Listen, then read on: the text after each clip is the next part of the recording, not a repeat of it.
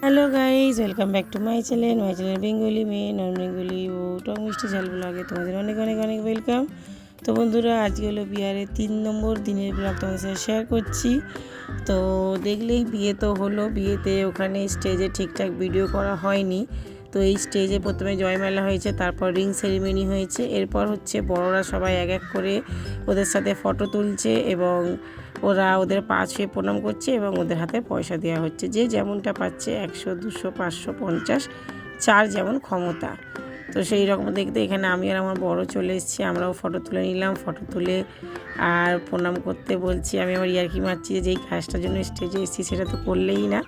তো ওরা দুজন আবার দেখলে প্রণাম করলো, প্রণাম করে এই যে আমরা আবার ওদেরকে পয়সা দিয়ে আশীর্বাদ দিয়ে দেবো। তো এইভাবে সবাই একে একে করে করার পর মোটামুটি স্টেজের কাজ শেষ হলো, তারপর ঘরে গিয়ে বিয়ের কাজ হলো।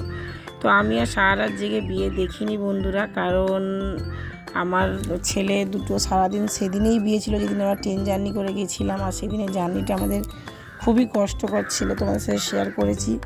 ওই জন্য ঘরে কেউ ছিল না, সবাই বিয়ে বাড়ি চলে গেছিলো। এবার ছেলে দুটো ঘুমাচ্ছিলো বলে আমি আর বিয়েটা দেখিনি। এটা হলো তার পরের দিনে সকালবেলা বিদায়ের আগের ভিডিও, মানে বিদায় হবার আগে যেই রিচুয়ালগুলো এখানে হয় আর কি। তো এই যে দেখো এখানে অনেক ইয়ার্কি ঠাট্টা হচ্ছে, মানে যেখানে আমাদের এখানে যেটা নিয়ম, কিছু চাল মেপে দেবে মেয়েটা, মানে আমার ননদ, সেই চাল একটুখানি চুরি করে নেবে, আর ছেলেটাকেও বলবে যতটাও মেপে দিয়েছে ততটা দাও। আর কি করে দেবে, মেয়েটা যতটা দিয়েছে তার থেকে তো চুরি করে নেওয়া হয়েছে। তো এইটাই হচ্ছে ইয়ার্কি ঠাট্টা। তারপরে একে অপরকে খাওয়াবে, তো মেয়েটা তো মিষ্টির ভেতরে কিছু একটা দিয়ে দেয়, যেটা ছেলেটা বোঝে। তো দেখতেই পাচ্ছ ও ননদকে সবাই জোর করছে খাওয়ানোর জন্য, আর ছেলেটা খেতে চাইছে না। সবাই আবার ছেলেটাকে বলছে না না এটা তো নিয়ম হয়, খেতে হয়, খেয়ে নাও খেয়ে নাও। তো যাই হোক, যে কোনো বিয়েতে আমাদের বাঙালিদের বলো আর বিহারিদের বলো, বিয়েতে কিন্তু এই হাসি ঠাট্টা ইয়ার্কিটাই হচ্ছে সব থেকে মানে আনন্দময়, তাই না?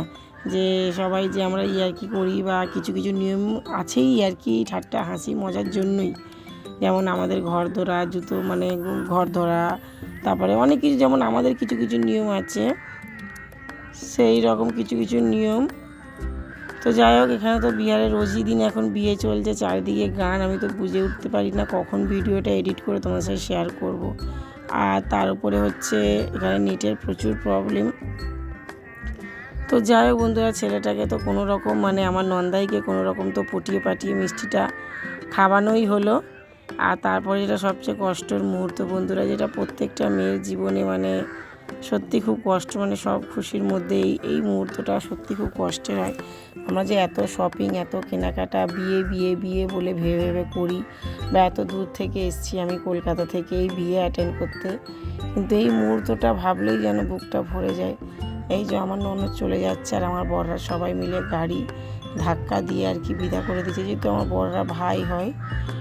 আর এই যে দেখতে পাচ্ছি এটার জামাতে সাদা লাগা রয়েছে, এটা হচ্ছে ছেলেটার দাদা, ওর সাথে সবাই ইয়ার্কি মেরেছে, ওর গায়ে হলুদ আর দই ঘুলে ফেলে দিয়েছে, দেখতেই পাচ্ছ সাদা জামাতে হলুদ হলুদ কেমন দাগ। তো এইসব ইয়ার্কিগুলোতেও রাতে খুব হয়েছে, যেই সময়টা আমি ছিলাম না, ঘুমিয়ে পড়েছিলাম। মোট সব কিছু খুব ভালোভাবে হয়েছে। আর আমরা দেখতেই পাচ্ছ গাড়ির উপরে হলুদ রঙের চাল ছুঁড়লাম, এটা নিয়ম।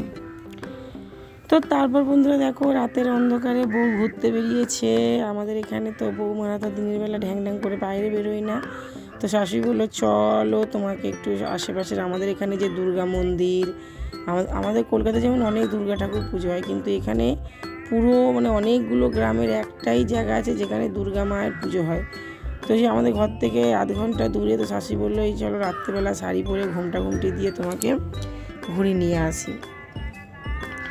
তো এতবার এসেছি, আমার এর আগে কোনো একবার আসা হয়নি। তো এই প্রথম দেখতেই পাচ্ছ আমি, শাশুড়ি আর পিসি শাশুড়ি ঘুরতে বেরিয়েছে। রাত্রেবেলা দেখো গ্রামের পরিবেশটা চারিদিকে ফাঁকা, মানে এত লোকজনের কোনো, মানে আমাদের এখানে কটা বাজে তখন, এই 8:30 9টা বাজে, কিন্তু এখানে 8:30 9টা মানে অনেকটা ভারী রাত মনে হয়। আর আমাদের ওখানে তো রাস্তায় সবসময় মানে ল্যাম্পপোস্ট নেই, এটা হচ্ছে স্কুল, এটা হচ্ছে আমাদের গ্রামের স্কুল, মানে আমরা যেই গ্রামে থাকি সেই গ্রামের এটা হচ্ছে বিরাট স্কুল, সব বাচ্চা কাচ্চা স্কুলেই পড়ে।